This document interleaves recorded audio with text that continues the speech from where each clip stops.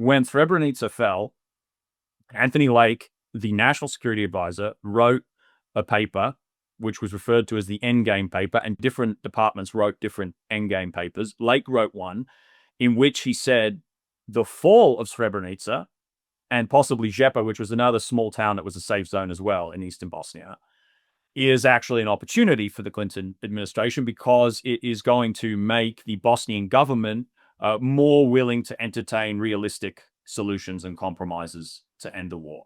Not the Serbian, the Bosnian No. government. The side that the U.S. had been supporting for 3.5 years at this point. Yeah, Correct. Their own Correct. allies. Yeah, Correct. So it was a terrible blow to the Bosnian government and the Bosnian Muslim forces, and it was an atrocity as well. I think there's no doubt about that. But the diplomatic aspect of it was actually that this provided an opportunity to bring about the end of the war, because Srebrenica was a very, very awkward issue for the US government. And it was a very awkward issue for anyone who wanted to bring about a peace agreement because it was an enclave within Serb-held territory. right. So if you want to come up with a map, which by that point, the US government was pretty much accepting that there's going to be pretty much a division, de facto, if not a de jure partition of Bosnia between a predominantly Serb region and then a region shared by Croats and Muslims. Srebrenica and other enclaves were very, very problematic in that context. So getting rid of Srebrenica as an issue was actually quite useful from the perspective of people within the US government who wanted to end the war by this point. So it's kind of cynical, I would say. It's certainly cynical because also in public they presented the defense of Srebrenica as being absolutely vital in some way. Exactly in what way, I think, was a little bit unclear. I mean, maybe to stop Serb aggression, stop ethnic cleansing, however they wanted to present it. But they knew, I think it's very clear from the documents that I've looked at, I think there's other documentation for this as well. They knew that Srebrenica was going to fall to the Bosnian Serb side at some point. And yet they kept up this charade of defending it. So when it fell, they actually saw this as a diplomatic opportunity. And it really was from there that the US government became much more willing to force significant concessions onto the Bosnian government.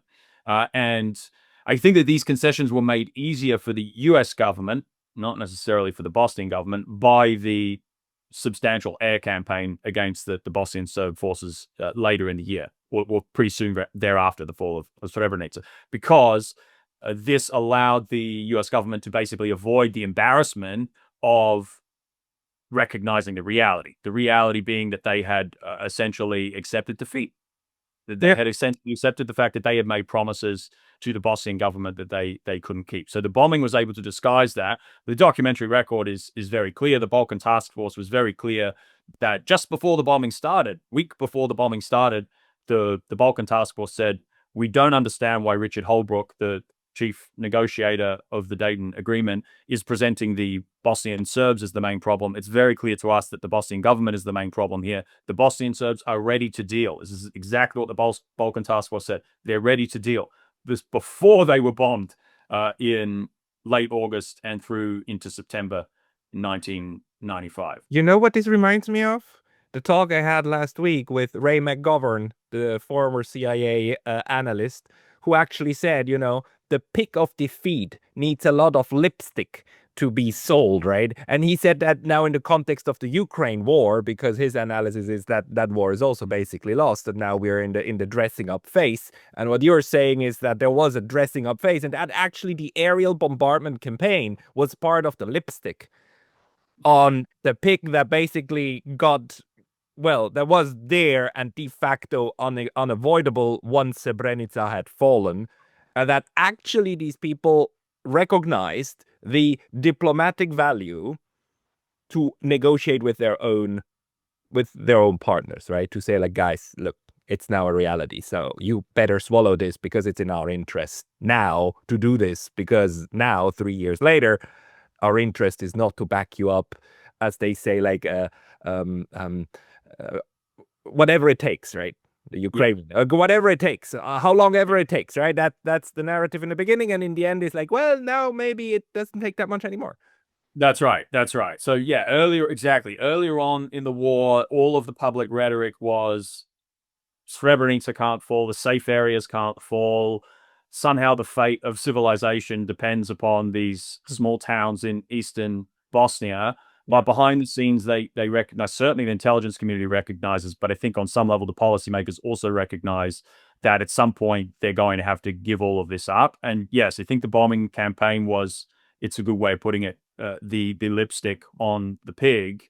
It's worth maybe just briefly saying what the pig consisted of at that time. And the principal thing that it consisted of was permitting the creation of Republika Srpska, as it's currently known, the Serbian Republic, within Bosnia on 49% of Bosnian territory with substantial autonomy, with not a right to secede, which, by the way, Madeleine Albright, the big hawk, and Anthony Lake, the national security advisor, were actually at one point willing to grant the Bosnian Serbs as the price for peace after the fall of Srebrenica. That didn't end up in the Dayton Agreement, but what did end up in the Dayton Agreement was that the Republika Srpska would have the right to a special association or special parallel relationships with what remained of Yugoslavia, which at that time was Serbia and Montenegro. So that was one massive concession that many people in the Bosnian government, it's also worth saying, think not necessarily a unified Bosnian government position. There were lots of divisions that the Americans were complaining about a lot at Dayton. But they did not like this idea because this looked a lot like basically partition, which in a sense I think it probably was. And obviously then the other piece was the fact that they had to lose these enclaves that they had been fighting to cling on to as well. So on the land issue and on the constitutional issue, there were some very difficult pills to swallow for the Bosnian government. And the accounts of the Dayton negotiations themselves, to be fair, some of these have actually been acknowledged by people who are otherwise kind of celebrating what the Clinton administration officials did on the road to Dayton. I recognize that there was a lot of arm twisting of the Bosnian government officials by Richard Holbrooke and also from Anthony Lake when he made his key appearance at Dayton towards the end of the talks in order to push a breakthrough. In fact, I would say, just apropos of what you said before with respect to the Ukraine war, Trump, Zelensky, and J.D. Vance had this famous or infamous meeting in the White House earlier in the year where Trump and Vance told Zelensky, give it up, it's over. Pretty much the same conversations, almost word for word, and you can read them towards the end of my article, were had between Richard Holbrooke and Ali Izetbegovic, and also Haris Silajic, who was the prime minister of Bosnia at the time. Haris Silajic yelled back at Holbrooke, "This is no way that you should treat a Bosnian government official."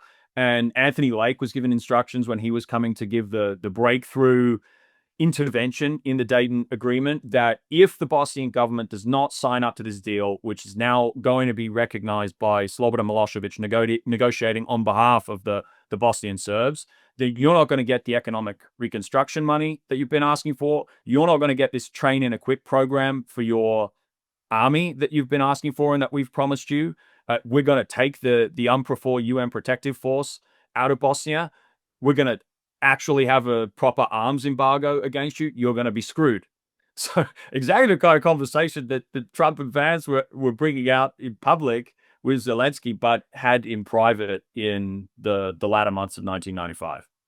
Fascinating how these dynamics of inter alliance coercion and so on repeat time and again between the stronger and the client party. But let me ask you, because I never actually understood, why is it that they were so adamantly against the Serbian part of Bosnia to actually join the rest of Yugoslavia? I mean, at this point, the Western powers had made a very important point of recognizing the right to secede, right, from recognized state, even against that state's constitution. The right of minorities for self-determination was held like a big flag of freedom above everybody, which then flies in the face, of course, of today's Ukraine, and the constitutional order needs to be kept at any cost, and we cannot accept illegal secessionist referenda and so on. I mean, let's not go into the hypocrisy, but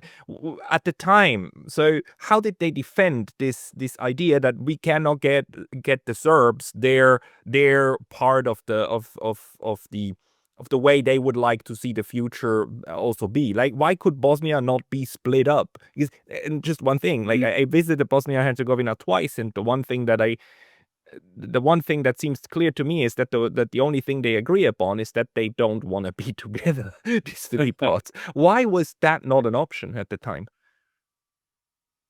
Yeah. So, I mean, I think some of it is related to the different political concerns and very narrow domestic political interests that I was talking about before, in the sense that the Clinton campaign in 1992 had accused the Bush administration of being very soft on the Bosnian Serb aggressors, and the Serb aggressors sponsoring them from Belgrade as well. Again, I think aggressors should probably be in scare quotes. And they found it very difficult to back down from that position. But yes, I mean, obviously there was an issue in terms of the legality and constitutionality of secession. I mean, what the Badinter Commission did, that was ostensibly an arbitration commission established by the European negotiators as Yugoslavia was beginning to collapse, very, very early on in the collapse of Yugoslavia, did actually stop short of talking about a right to secession, which is very interesting. And by the way, same thing in 2008, when Western countries recognized Kosovo's secession from Serbia. They did not say that it's on the basis of national self-determination. Very important that they didn't make that declaration, or ethnic or linguistic self-determination. The Badinter Commission said that Yugoslavia was a state that was in the process of dissolution, which is very much a self-fulfilling prophecy. It's in the process of dissolution because people are trying to secede from it. You recognize their right to secede from it because it's in the process of dissolution. It's going to keep dissolving. It's circular logic. Yeah, exactly.